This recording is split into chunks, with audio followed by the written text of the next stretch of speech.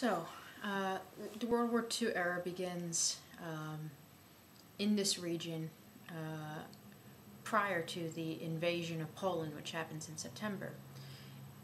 On August 23rd, 1939, the most important day to the Baltic peoples, really in the World War II era, the foreign ministers of both Russia and Germany meet, and they make a secret pact. And Molotov, who was the foreign minister of Russia, or the Soviet Union, and Ribbentrop, the foreign minister of Germany, make a pact to have new spheres of influence in Eastern Europe and a reestablishment of new borders based on guidelines that they make with each other.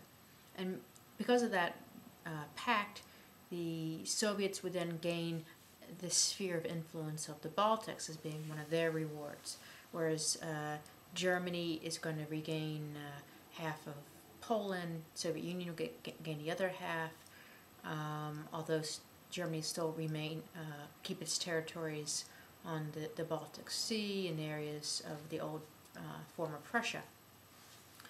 So basically when that pact is signed, it signs the fate for these people, that they're going to lose their independence as republics and become under the sphere of influence of the Soviet Union.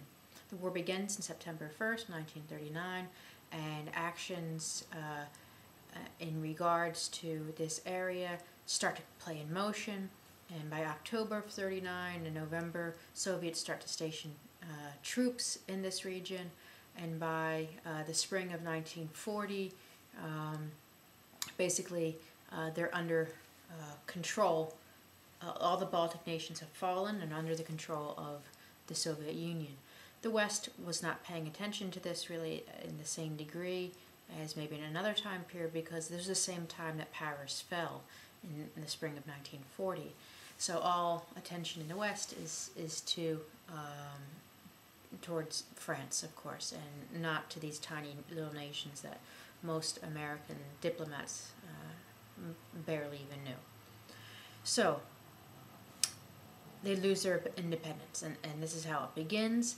And Sovietization again happens. So every time this happens, when a new force comes in, the local elites are removed. And in this case, you have mass arrests are happening and executions of those who had maybe in former times been opposed to the Soviet Union, or maybe had been some kind of alliance with forces against the Soviet Union, etc. But the most important day to the people of the Baltics, and the most tragic day for them, happens on June 14th, 1941. On June 14th, 1941, there's mass deportations simultaneously in all three of the Baltic nations of Estonia, Latvia, and Lithuania.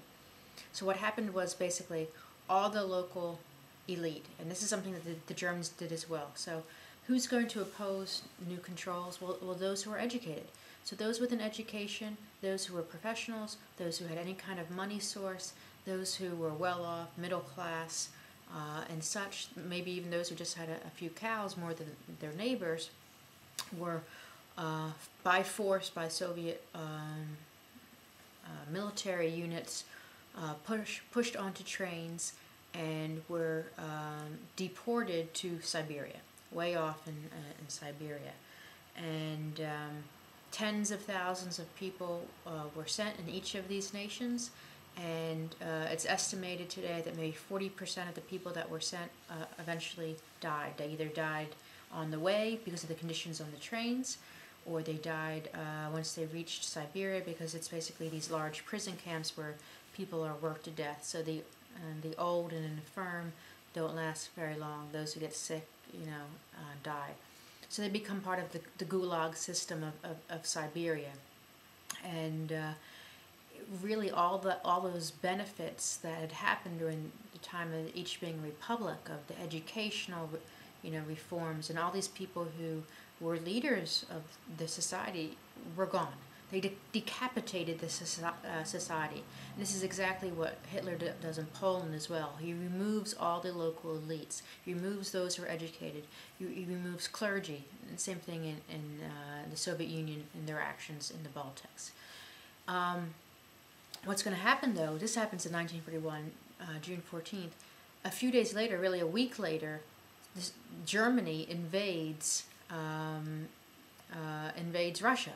And it's a crippling defeat in the early days. Millions are going to die in the first few weeks of that campaign of the German invasion of Russia.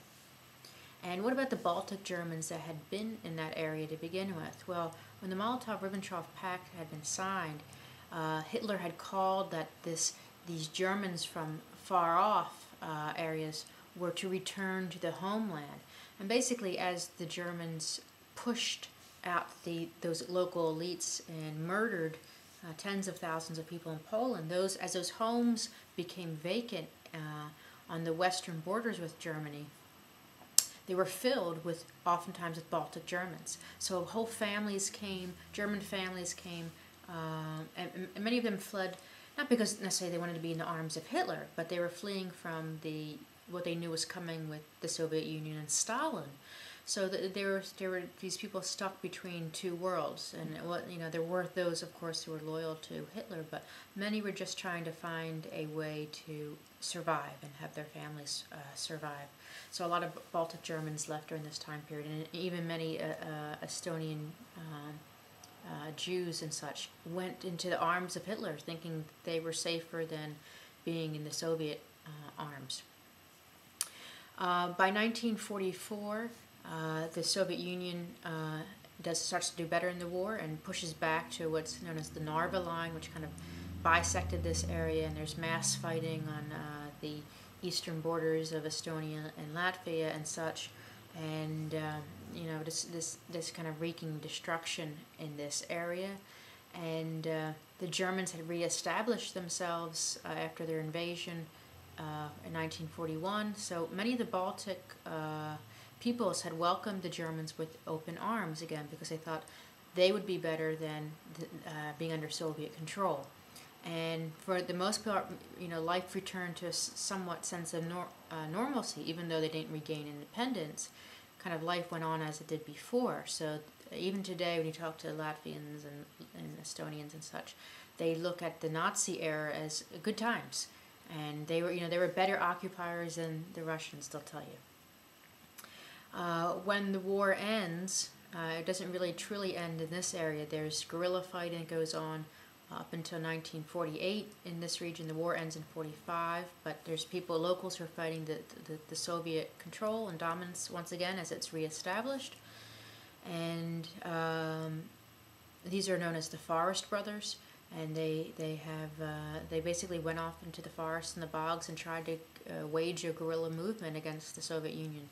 Eventually they were all either killed or captured again by 1948. And the Soviet era then begins in this region, and it lasts until the 1989 revolutions that kind of sweep across Eastern Europe. And I'm going to have a little unit about that in the future. I'll have some discussions just about what happened in 1989 to 1991 for this entire region in my conclusion lectures. So we'll catch up on that later, but suffice to say, the Soviet era is a time period of fear and deprivation, like it is for most places. These are reestablished as republics back in the Soviet Union, and there's always this struggle of maintaining their language and their culture under the Soviet Union. On the surface, on the paper, they all have independence, but in reality, no one has independence. And the people of the Baltics suffer the same fate most, Soviet citizens had, where they lived in fear. They had very little material resources through most of the era, and little freedom and little material goods and long lines and all those types of things, and a fear of being sent to the gulags again if you were a dissident. And that's where we'll end this section on Baltic history.